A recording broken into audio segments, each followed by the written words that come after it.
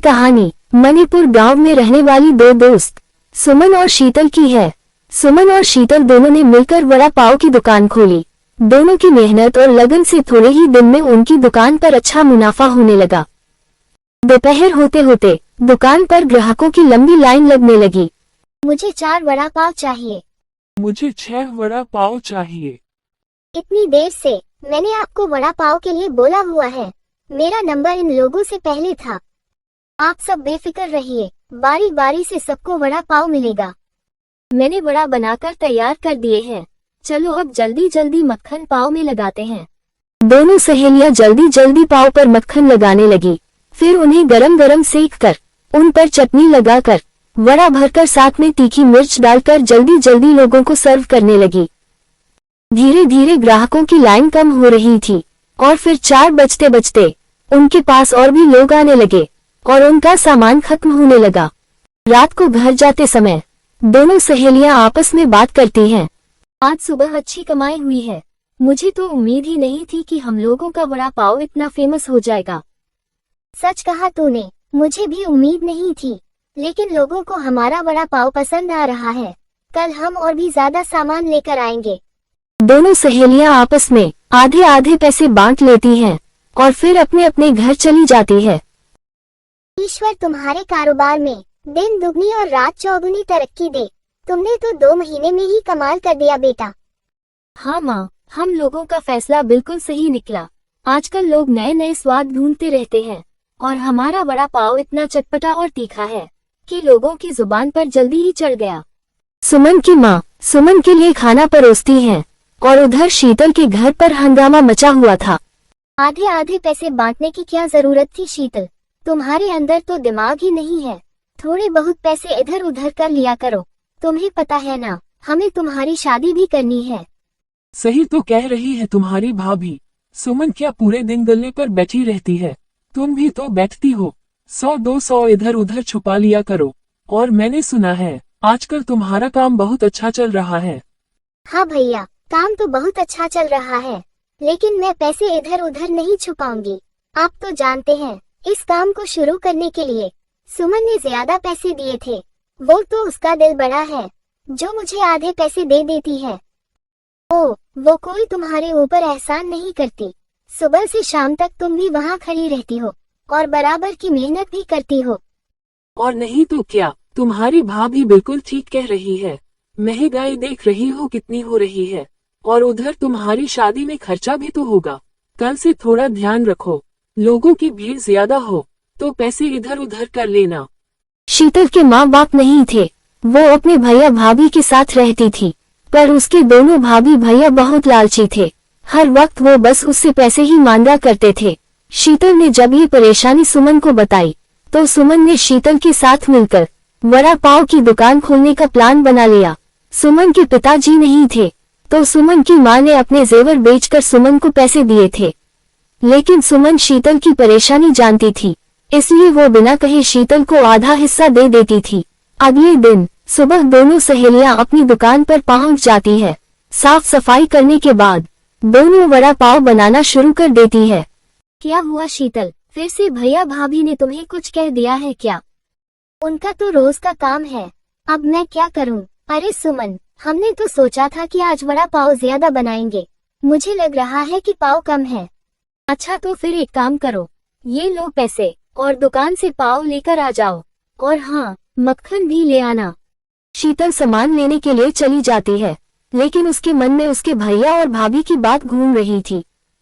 क्या करूं, कैसे पैसे इधर उधर करूं? ये बात तो सही है कि कोमल मुझे आधा हिस्सा देती है, लेकिन ज्यादातर काम तो मैं ही करती हूँ। हमेशा सामान लाने के लिए भी वो मुझे ही भेजती है। क्या वो पीछे से पैसे निकालती होगी? भाभी तो यही कहती है कि वो तुम्हें भेजती है, उसके बाद ही वो गले से पैसे निकाल कर पहले ही अपनी जेब में रख लेती होगी और फिर तुम्हें आधा हिस्सा देती होगी। अगर कल सामान खत्म होगा तो मैं सुमन को ही सामान लेने के लिए भेजूंगी। शीतल सामान ले आती है। आज पहली बार शीतल के मन में लालच का बीज उगा था। धीरे धीरे वहाँ पर लंबी लाइन लग जाती है। दोनों सहेलियां काम में व्यस्त हो जाती हैं और उन्हें रात में ही फुर्सत मिलती है। सुमन सारे पैसे निकाल कर गिनती है और फिर उसके बाद आधे पैसे शीतल को दे देती है। क्या सुमन ने मुझे पूरी ईमानदारी के साथ पैसे दिए होंगे या मेरे जाने के बाद उसने पैसे निकाल लिए होंगे? दोनों सहेलियां अपने अपने घर चली जाती हैं और आज भी शीतल की भाभी घर पर हंगामा करती है। अगले दिन दोनों सहेलियां फिर से अपने काम में लग जाती है। शीतल, ये लो पैसे और थोड़ा मक्खन और पाव ले आओ। हरी मिर्च भी थोड़ी कम लग रही है। क्या हुआ, तुम्हारा चेहरा ऐसा क्यों हो रहा है? क्या तुम्हें कहीं दर्द हो रहा है? हाँ सुमन, अचानक से मेरे पेट में बहुत जोर का दर्द हो रहा है। ओह, बहुत दर्द हो रहा है। बुरा ना मानो तो क्या तुम सामान लेने जा सकती हो? इसमें बुरा मानने की क्या बात है? रोज तुम लेकर आती हो, आज मैं लेकर आ जाऊंगी। सुमन खुशी खुशी सामान लेने चली जाती है। इधर कांपते हाथों से शीतल गल्ला खोलती है। वहाँ काफी सारे पैसे रखे हुए थे। वो उनमें से 500 का नोट निकालकर अपनी जेब में रख लेती है। शीतल का दिल बहुत जोर से धड़क रहा था और उसके हाथ भी कांप रहे थे। कोमल जब वापस आती है तो उसे शीतल की हालत ठीक नहीं लगती। शीतल, मुझे लगता है कि तुम्हारी तबीयत कुछ ज्यादा ही खराब है। तुम चाहो तो आज छुट्टी कर सकती हो। नहीं नहीं, मुझे लगता है कि बस मुझे थोड़ी देर आराम करना है। मैं बैठ जाती हूँ, फिर दोनों मिलकर काम करेंगे। शीतल की सांस ऊपर नीचे हो रही थी और उसका दिल जोरों से धड़क रहा था कि कहीं सुमन गले से पैसे निकाल कर गिन न ले। लेकिन सुमन ऐसा नहीं करती। वो काम में लग जाती है और थोड़ी देर में शीतल भी उसके साथ काम करने लगती है। रात होते होते आज भी ग्राहकों की लंबी लाइन वहां पर लगी होती है। सुमन बहुत खुश थी कि उसका काम बहुत अच्छा चल रहा है। लगता है मेरी माँ की दुआओं में बहुत असर है। रोज मुझे कहती है तुम्हारे कारोबार में दिन दुगनी रात चौगुनी तरक्की हो। हाँ सुमन, तुम्हारे कारण मुझे भी काम मिल गया है। भैया भाभी बातें तो सुनाते हैं, लेकिन अब उतना नहीं सुनाते। तुझे पता है ना, तू मेरी बेस्ट फ्रेंड है।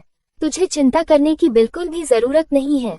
जब भी तुझे पैसे की जरूरत हो मुझे कह देना, मैं दे दूंगी। अरे नहीं नहीं, सब ठीक है। शीतल घर आ जाती है। 500 रुपए जो उसने सुबह चुराए थे वो भी निकालकर अपनी भाभी को दे देती है। ये हुई ना बात। अब बता, सुमन को पता लगा? लग ही नहीं सकता, तुझे बस थोड़ा चतुराई से काम करना है। अब देखो, मैं तो इन्हीं रखने से रही। तुम्हारे लिए ही दहेज का सामान लाकर रखूंगी। पर भाभी, मुझे बहुत डर लग रहा था। क्या मैं कभी कभी पैसे निकाल सकती हूँ? रोज तो पॉसिबल नहीं हो पाएगा। तू बेवकूफ है क्या? जरूर हो पाएगा, बस थोड़ी सी हिम्मत कर। जैसे ही शीतल इधर उधर हो तभी तू पैसे निकाल लेना। रात को शीतल बिस्तर में लेटे लेटे सोच रही थी कि सुमन को तो पता ही नहीं चलेगा क्या ही जाता है अगर वो हर रोज 500 वहाँ से गायब कर ले तो। और उधर सुमन थोड़ा परेशान थी क्योंकि उसने सुबह गले में 2000 रुपये रखे थे। पूरे दिन का हिसाब करने के बाद उसे 500 रुपये कम लग रहे थे। अरे इतनी चिंता क्यों करती हो बेटी? हो सकता है तुम्हारे हिसाब किताब में कोई गलती हो गई हो। पिछले 2 महीनों से कभी कोई गलती नहीं हुई है, तो इसका मतलब ये तो नहीं है कि पैसे गिनने में कभी कोई गलती नहीं हो सकती।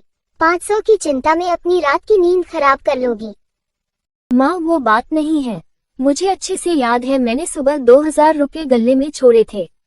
पूरा दिन की आमदनी हम अपनी किताब में लिखते हैं, फिर 500 कैसे कम पड़ रहे हैं? कुछ समझ ही नहीं आ रहा। कोई बात नहीं बेटा, हो सकता है कोई गड़बड़ हो गई हो। कल शीतल से बात कर लेना। अगले दिन सुमन ये सब बात शीतल को बताती है और शीतल अपनी बेवकूफी पर दुखी होती है। वो ये कैसे भूल गई कि सुमन ने पैसे गिन कर रखे होंगे। शाम को जब बहुत भीड़ हो जाती है तो काफी लोगों का हिसाब शीतल कॉपी में नहीं लिखती और पैसे लेकर गले में डालने के बजाय वो नजर बचाकर अपनी जेब में डाल लेती है।